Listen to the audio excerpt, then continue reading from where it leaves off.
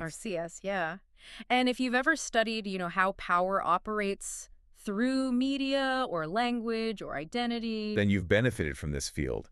Its lineage is huge, going all the way back to people like Stuart Hall and the Birmingham School. And one thing always comes up when you talk about cultural studies, political commitment. It's supposed to be engaged, rooted in the world. That political commitment is exactly what's at the core of our analysis today. Yeah. Our sources are tackling this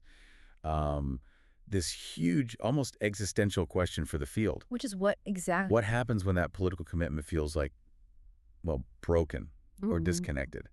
We're unpacking this feeling of crisis in CS, its ability to actually align with movements outside the university. Right. And this crisis forces us to look at a new generation of theorists, people like Agamben, Derrida, Hart, and Negri, who are making a pretty bold claim that the only way for CS to get its political edge back is to go deeper into complex theory. So the core dilemma is, it's a tough one. How does a field like cultural studies stay politically engaged when it feels like neoliberal capitalism has, for all intents and purposes, won? Exactly. Does it stick with the old movements it was built on, like the British New Left, feminism, racism? Or does it have to invent something completely new to connect with these newer, more decentralized struggles, like the anti-capitalist protests, the movement of movements? To really get the depth of this crisis, we have to start with that foundational commitment. We have to start with Stuart Hall. He saw his work as trying to produce an organic intellectual. Yeah, right. He was drawing heavily on the Italian Marxist Antonio Gramsci here. And what does that mean, to be an organic intellectual? It means you can't just study social groups from a distance. The academic has to link their insights directly to an active political struggle. You become the person who helps the movement, articulate its own goals. That's a huge responsibility. It is. But here's the thing. Hall himself admitted, even back then, that he had trouble locating the emerging historical movement to align with. So if the founder of the field was struggling to find his movement in the 70s and 80s, imagine how hard it is now, with everything being so fluid and decentralized. Precisely. And that leads us right to a very sharp, very contemporary critique from the theorist Wendy Brown. Right. She argues that the real crisis comes from operating politically with old, challenged assumptions. Things like progress, universal rights, state sovereignty. So we're acting politically as if these premises still held. Exactly. Even though the intellectual and, frankly, the material foundations for them have been completely eroded by global capitalism. So the tools are old, but the world is new. And that gap creates a kind of intellectual disconnect, maybe even a political paralysis. That's it. You feel like you should be doing politics, but the language you have doesn't actually map onto reality anymore. So Brown asks the crucial question. What happens when we live inside these broken narratives and nothing has really taken their place? Her call to action is to find a way to think about politics outside of simple moralism or linear progress. Okay, so that philosophical problem doesn't just exist in a vacuum. It's happening at the same time as the very institution that studies it, the university, is facing its own collapse. It's being massively amplified by it, yeah. So let's shift from the philosophy to the practical stuff. Let's unpack the material reasons why theory is being sidelined. Our sources list 7 pretty big structural factors. And this list is basically an autopsy report for radical thought inside the modern university. It makes it really clear this decline isn't some accident. It's structural. Okay, so what's number 1? First, the crisis of the left. Radical theory was often tied up with far-left politics. After the fall of the Berlin Wall, the collapse of the Soviet Union, that kind of thinking is now seen as out of sync. Out of date. Yeah, it lacks a credible global counterpart. Okay, number 2. This one is probably the most obvious driver. The marketization of the university. Right, neoliberal cuts. Exactly. Schools are forced to compete, to chase external funding. And that prioritizes research with practical questions and applied outcomes. And high theory, which is all about questioning foundations and slowing down, that doesn't produce an immediate, measurable deliverable. It's seen as less fundable. Okay, now this is where it gets really interesting. Factors 3 and 4. What's number 3? The rise of the new economy. You see this weird enthusiasm for humanist ideas. Creativity, subjectivity, emotion. But it's all in business management and corporate consulting now. They want the feel-good parts of humanism, but not the critique. Precisely. This corporate version of humanism is the total opposite of theory's anti-humanism, which questions the individual subject. The new economy wants ideas as assets, And they want the easy version, Which leads right into number 4. the creation of the creative industries.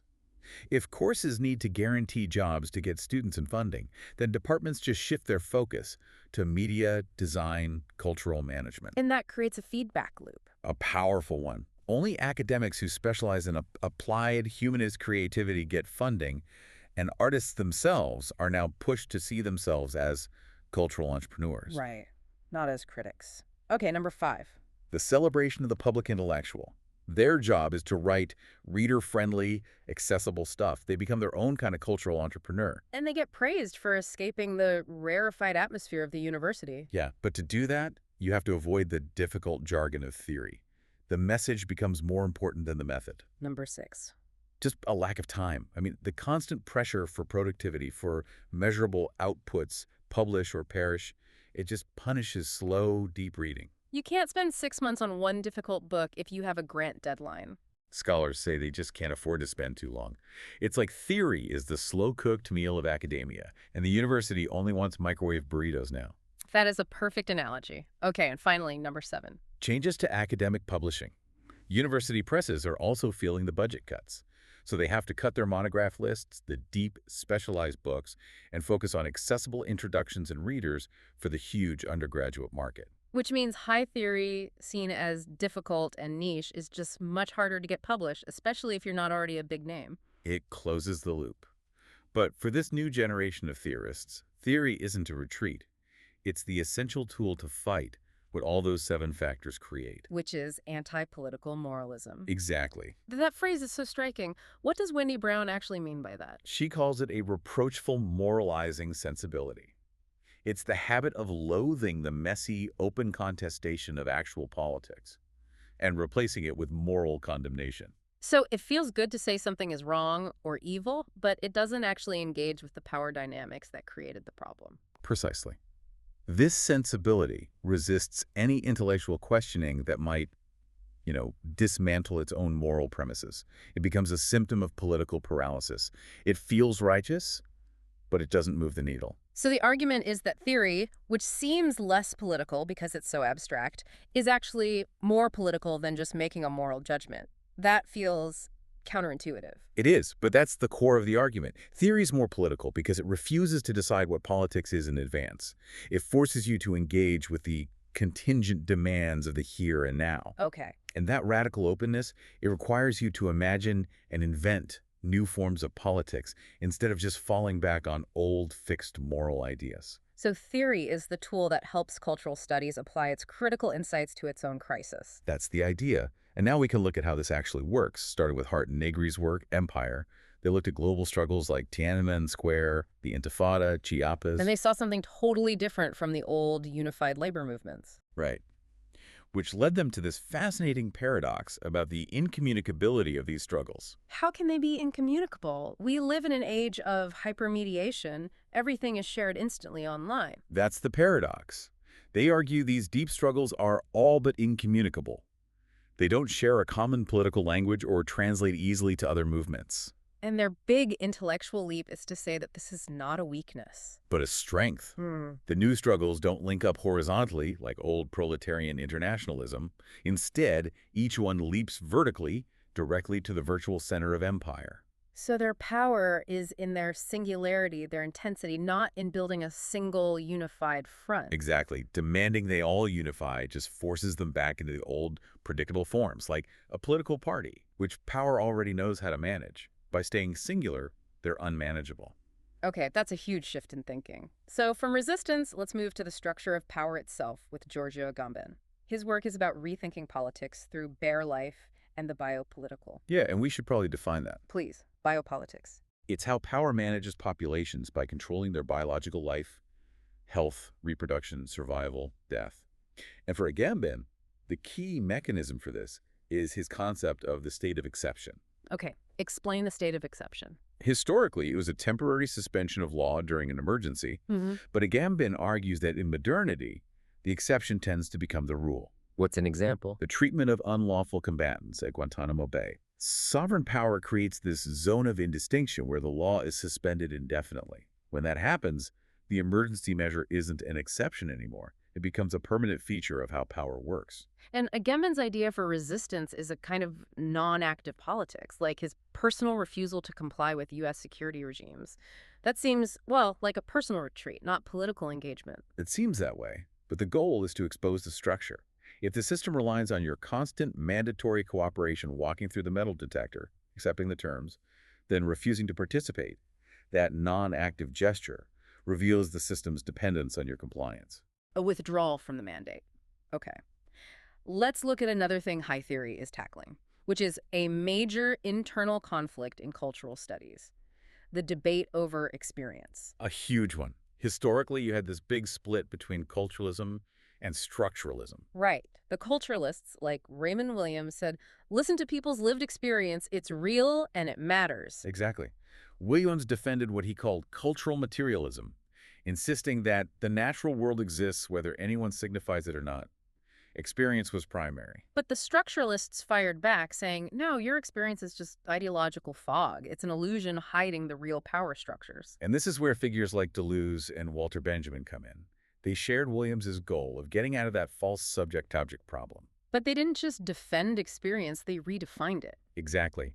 They argued that experience is not just what your conscious mind processes. For them, it is categorically unbound and infinitely particulate. It exceeds what you consciously know. It's about recovering the full depth of life that ideology tries to flatten out. That brings us to two final, really high concept ideas. First, the secret. Which is incredibly relevant today in the war on terror. Undisclosed intelligence, secret prisons. CS has usually focused on conditional secrets, things a journalist could, in theory, uncover. But theory goes a step further. Yes. Thinkers like Derrida explore the unconditional secret. This isn't data you can find. It's the irreducible, unknowable core of illegitimacy that haunts any system of knowledge. It's an acceptance that we are always operating with fundamental risks. And the final concept. The posthumanities. This is the argument that cultural studies, for all its radical work on class, gender, and race, remains locked within an unexamined framework of speciesism. Meaning it's still all about man. Right. It's founded on repressing non-human subjectivity. The call here is to move beyond the human, to see culture as something that exists in the webs between us and our non-human others, not just within us. So, to summarize our deep dive, this new generation isn't abandoning the tradition of the Birmingham School. Not at all. They're trying to repeat the difference and the inventiveness of that tradition. They're using this difficult, abstract, high theory to invent new tools, new frameworks. Things like community without community. It's about finding ways to engage with our current political moment without falling back on simplistic moralizing or outdated political models. So the takeaway is that theory creates this vital space to question what the political even is anymore, especially when the old models feel exhausted. And by doing that, it enables the imagination and the invention of new kinds of politics that are actually appropriate for the present. And that leads us to our final provocative thought for you to mull over. The push in academia right now, as we discussed, is away from theory and toward practical, applied, immediate outcomes, a push motivated heavily by neoliberal, market-driven logic. So if the system itself is demanding practical, quick, applied work from the academy, is the move away from theory and toward applied politics necessarily a radical thing to do, or is it often quite conservative?